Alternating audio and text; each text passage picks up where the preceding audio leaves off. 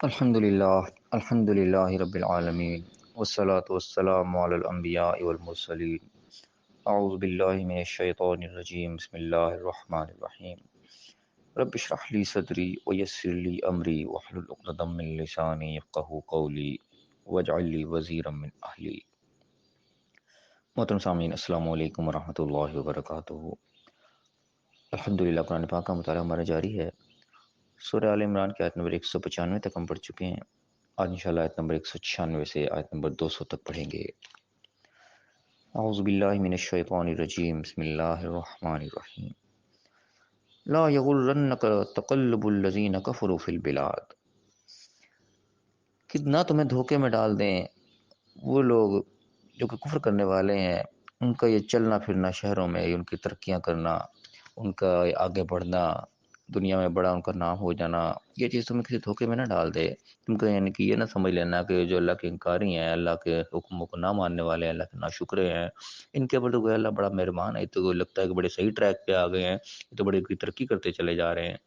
اللہ کہہ رہا ہے نہیں، اس دھوکے میں نہیں آنا۔ متاع قلیل، یہ بہت تھوڑا سا عارضی سا نفع ہے۔ متاع یعنی کہ بہت چھوٹے سے عارضی نفع کا، تو قلیل بہت تھوڑا سا ہے، یعنی کہ آخرت کے مقابلے میں یہ دنیا پوری کی پوری متاع قلیل ہے، بہت تھوڑا ہے۔ آخرت کا اور دنیا کا مقابلہ ہی کوئی نہیں ہے۔ آخرت گویا کہ ایک سمندر، دنیا جو ہے بس ایک اس سمندر میں ایک سوئی ڈبو جائے تو اس کے ناکے سے جو لگ گیا، بس دنیا اتنا ہے کہ اس کا کوئی مقابلہ نہیں ہے۔ تو اللہ کہہ رہے ہیں دنیا میں تمہیں ان کی ترقی نظر آ رہی ہے، کوئی یہ تمہیں چلتے پھرتے نظر آ رہے ہیں، بڑے کوئی آگے بڑھتے ہوئے نظر آ رہے ہیں، اس سے دھوکے میں نہیں آنا، یہ بہت تھوڑا سا وعدہ ہے۔ ثم مأواہم جہنم وبئس المہاد، ان کا پھر آخری ٹھکانہ جو ہے وہ جہنم، یار وہ بہت برا ٹھکانہ ہے۔ یعنی کہ دنیا میں بظاہر ایسا لگتا ہے جو اللہ کا نافرمان بندہ ہے وہ بظاہر بڑا ترقی کرتا ہے نظر آ رہا ہے، نہ کہ وہ حرام کا حلال کرتا ہے، نہ حرام کا خیال کرتا ہے، نہ حلال کا خیال رکھتا ہے، وہ ہر طریقے سے مال لوٹی بھی جا رہا ہے، کھائی بھی جا رہا ہے، اپنے جائیدادیں بنائے چلا جا رہا ہے، تو بظاہر لگ رہا ہے کہ شاید بڑی ترقی کر رہا ہے لوگوں میں، بظاہر لگ رہا ہے کہ جناب وہ صدقہ خراج بھی کر رہا ہے، لوگوں میں بڑے زکاتیں ہی بانٹ رہا ہے، چاہے وہ ساری ساری ریاکاری کر رہا ہے یا اس طریقے سے غیر مسلم ہیں وہ بظاہر چیریٹی کا کام بھی کر رہے ہیں اور بڑے وہ ترقی بھی کر رہے ہیں۔ اس یہودیوں کو دیکھ لیں گے، عیسائیوں کو دیکھ لیں، بڑے ان کا معیشت بڑی مضبوط ہوتی چلی جا رہی ہے، تو بظاہر انسان لگتا ہے دھوکے میں آتا ہے کہ شاید ہم کسی غلط ٹریک پر ہی چل رہے ہیں، یہ لوگ زیادہ صحیح جا رہے ہیں، اتنی ترقی کرتے چلے جا رہے ہیں، اللہ وہ خاص ان کے اوپر مہربان ہے، کیونکہ جب انسان صحیح ٹریک پہ جاتا ہے اس کو دنیا کی بھی ترقی ملتی ہے۔ لیکن اگر نافرمانی کے کرتے ہوئے بھی ترقی کر رہے ہیں، وہ سمجھے یہ متاع قلیل نہیں، تھوڑا سا فائدہ اللہ نے ان کو ایک ڈھیل دے رکھی ہے، ورنہ حقیقی ترقی ہے جو وہ اللہ کی فرما برداری میں ہی آنی ہے، جیسے کہ صحابہ کرام کو ملی، انبیاء جس طریقے سے آئے، اور سب سے یعنی کہ بڑی مثال ہمارے جو ہے وہ صحابہ کرام کی مثال ہے کہ آپ صلی اللہ علیہ وسلم نے دین سکھایا ان کو، اس کے بعد ان کو ایک ٹریک دیا، ان پہ عمل کیا، اور عمل کرنے کے بعد چند سالوں میں، ایک بہت لمبے کچھ صدیاں نہیں گزریں، ایک ہی یعنی کہ نسل میں ہی وہی لوگ ایمان لائے، وہی جو کہ یعنی کہ ترقی کی بلندیوں تک وہ پہنچے کہ پوری دنیا پہ ایک دفعہ مسلمان چھا گئے۔ تو اصل حقیقی طریقہ یہی ہے۔ اس کے برعکس جو کافر اگر میں ترقی کرتے ہوئے نظر آتے ہیں تو یہ دھوکہ میں نہ پڑ جائے کہ تم ان کے پیچھے چل جاؤ، ہمارا اپنا یعنی کوئی ٹریک، ہمارا اپنا قانون اللہ نے ہمیں دیا ہے، ترقی اس کے اندر بھی اور بڑی سپیڈ کے ساتھ ترقی ہے، اتنی سستی نہیں ہے۔ ہم یعنی کہ اپنی تاریخ دیکھیں تو 23 سال آپ وسلم کا نبوت کا عرصہ ہے جہاں آپ نے تبلیغ کی، 23 سال کے اندر اتنا بڑا انقلاب برپا ہو گیا کہ فتح مکہ اور یہ چیزیں ہمیں نظر آتی ہیں۔ اس کے بعد آپ وسلم کے جانے کے بعد بھی چند سال ہی اور گزرے تو ان کی ترقی دیکھیں، حضرت عمر فاروق کے دور میں یا حضرت خالد بن ولید کے دور میں، تو دیکھیں ترقی مسلمان کی کہاں سے کہاں گئی کہ پورے یعنی کہ دنیا پہ ایک قسم کا مسلمان چھا گئے۔ تو یہ کوئی اتنا کوئی لمبا عرصہ نہیں، کوئی صدیاں نہیں گزری، اور جو اللہ نے رزلٹ دکھایا، یعنی کہ اصل جو رزلٹ آنا ہے وہ اللہ کی فرما برداری کے اندر ہی آنا ہے، اس میں دنیا اور آخرت دونوں جان کی کامیابی ہے۔ تو اس کے برعکس اگر کافروں کا کوئی رزلٹ ہمیں نظر آ رہا ہے تو اس کے دھوکے میں نہیں آنا، آپ کا اپنا ٹریک جو ہے ہم نے اس کے اوپر ہی رہنا ہے، اسی میں ترقی ملے گی اگر ہم اپنے صحیح ٹریک پہ جا رہے ہیں۔ ان کی جو ترقی ہے اس کو اللہ نے متاع قلیل کہہ دی کہ بس تھوڑا سا نفع ہے یہ، اس کے بعد آخرت جو ان کی ہے وہ برباد ہے۔ اصل چیز کیونکہ آخرت ہے، دنیا اس کے آگے کچھ بھی نہیں ہے۔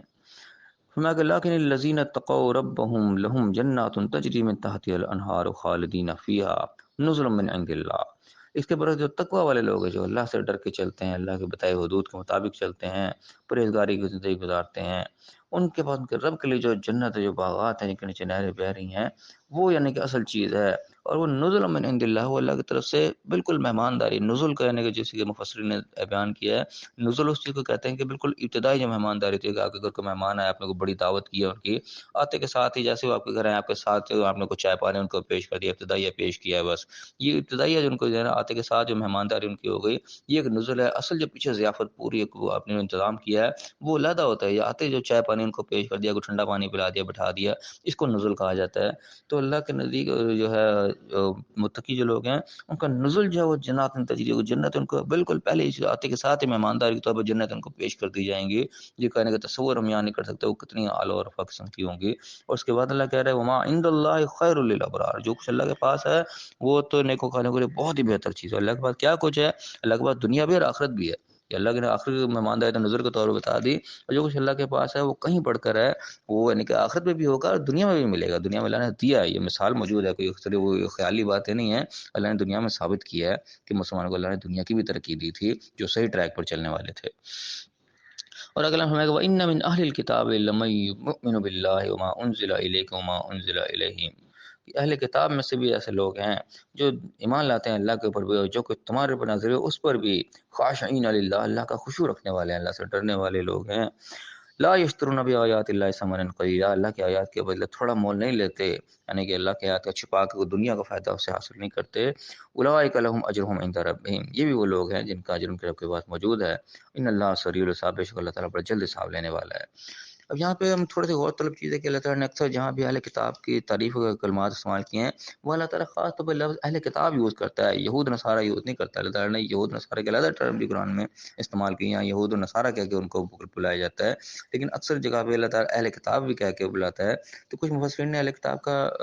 اس طریقے سے بھی تجزیہ کیا ہے کہ اہل کتاب اصل میں وہ لوگ سارے یہودی عیسائی کے مراد اہل کتاب نہیں ہوتی۔ اگر اہل کتاب سارے یہودی عیسائی ان سے مراد ہیں تو اللہ تعالیٰ کو علیحدہ سے یہود و نصارہ کی ٹرم استعمال کرنے کی ضرورت نہیں تھی، جس سے آیت آتا ہے کہ لن ترضی عنک اليہود والنصارى حتى تتبع ملتهم، کہ تیرے سے راضی نہیں ہوں گے یہود اور نصارہ جب تک تو ان کی ملت کی پیروی نہ کر جائے۔ تو وہاں اللہ نے یہود و نصارہ کا لفظ لے کے بات کیا، وہاں اللہ نے اہل کتاب نہیں کہا کہ اہل کتاب تیرے سے کبھی راضی نہیں ہوں گے جب تک تو ان کی ملت کی پیروی نہ کرے۔ تو یہاں پتہ چلتا ہے کہ یہود و نصارہ کہنے میں اور اہل کتاب کہنے میں کچھ تھوڑا سا فرق ہے، اللہ تعالیٰ دو الگ الگ لفظ نازل کرتا ہے۔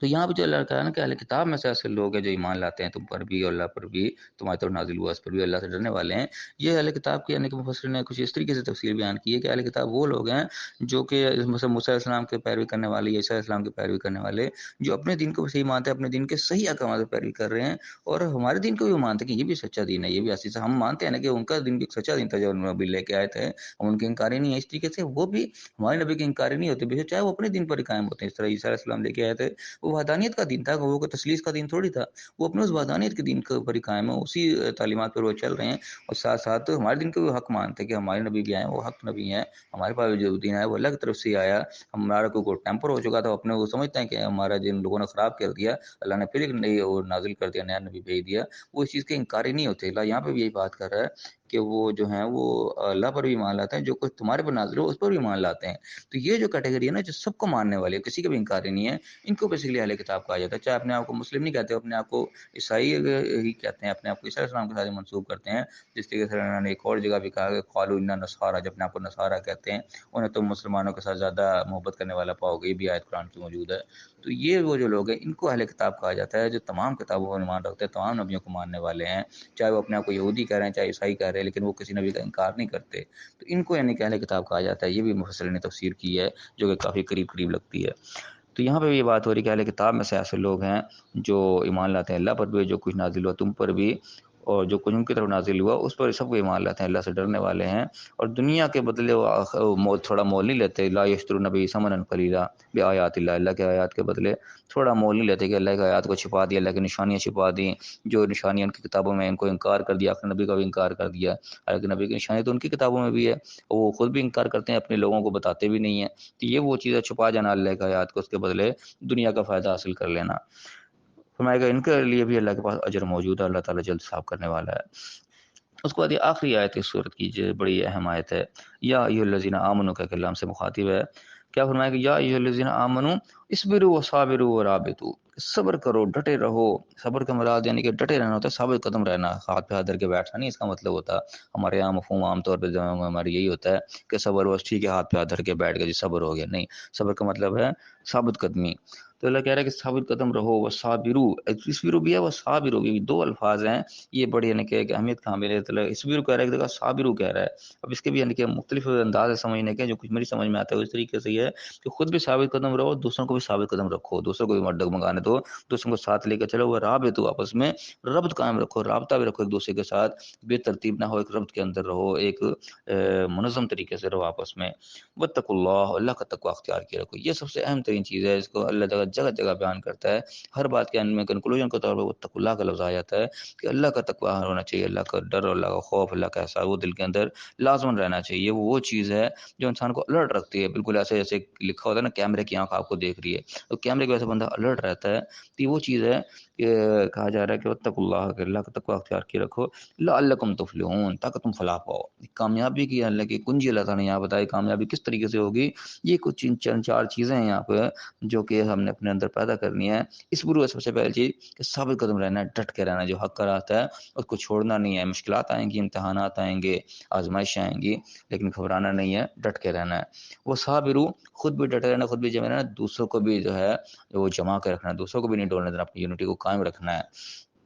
وہ رابط ہو، آپس میں رابطہ رکھنا، ایک دوسرے رابطہ منقطع نہیں ہونا چاہیے، ربط قائم رہنا چاہیے، ربط ٹوٹنا نہیں چاہیے. اس کے بعد سب سے اہم چیز واتقوا اللہ، اللہ کا تقوی ضرور رہنا چاہیے، لعلکم تفلحون، پھر کامیابی ملے گی. اللہ تعالیٰ دعا ہے ہمیں صحیح سمجھنے کی توفیق عطا فرمائے، صحیح عمل کرنے کی توفیق عطا فرمائے، اور دنیا اور آخرت دونوں جگہ کامیاب فرمائے. آمین. وآخر دعوانا الحمد للہ رب العالمین.